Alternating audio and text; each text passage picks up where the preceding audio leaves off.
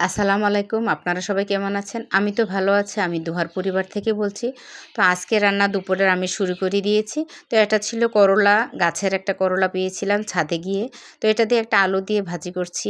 করলা ভাজিটা বেশ মজা ছিল। তো হলুদটা একটু বেশি পড়ে গিয়েছিল। বুঝতে পারি নাই। তো এখানে ছিল মুরগি দিয়ে আলুর ঝোল করেছি।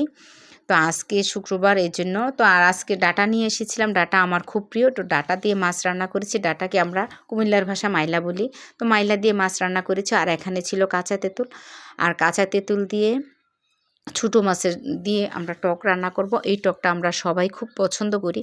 আর যেই ভ্যাপসা একটা গরম পড়েছে টকটা ভাতের সাথে খেতে খুব ভালো লাগে। আর তেঁতুল দিয়ে আমরা সাধারণত কচুরমুখী দিয়েও একটা টক করি।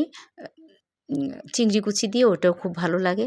তো এখানে পেয়ারা ছিল, তো আমি পেয়ারা কেটে নিয়েছি, সাথে লেবুর রস আর কাঁচা তেঁতুল কুচি করে, ধনিয়াপাতা কাঁচামরিচও নিয়েছি, চিনি লবণ আর শুকনো মরিচ 3টা পুরা দিয়ে নিয়েছি।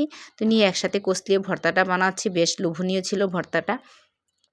আর পাকা তেঁতুল ছিল না। পাকা তেঁতুল কাসুন্দি থাকলেও তো বেশ মজার হতো, কিনা কিনা লাগতো। তো এমনিতেই ভর্তাটা বেশ মজা ছিল।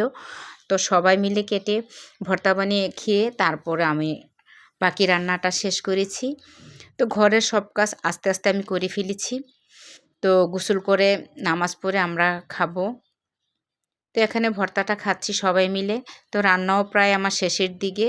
তো টকও শেষ রান্না।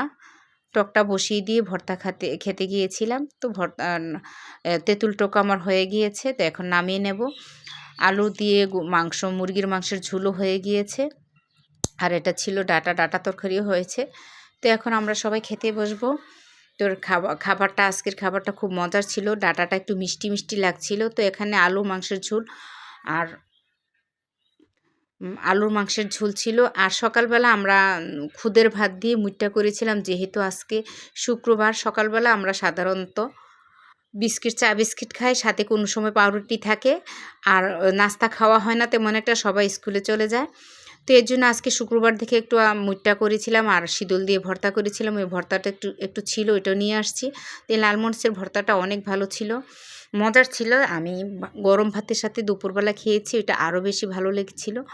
আর ছিল ডাঁটাটা আর ভর্তা দিয়ে আমি ভাত খাওয়া আমার শেষ হয়ে গিয়েছে। করলা ভাজিটাও বেশ মজার ছিল। তো এই তো আমাদের আজকে রান্নাবান্না এখানেই শেষ। খাওয়া দাওয়ার পর্ব শেষ। সবাই ভালো থাকবেন, সুস্থ থাকবেন, দুহার পরিবারের পাশে থাকবেন। আল্লাহ হাফেজ।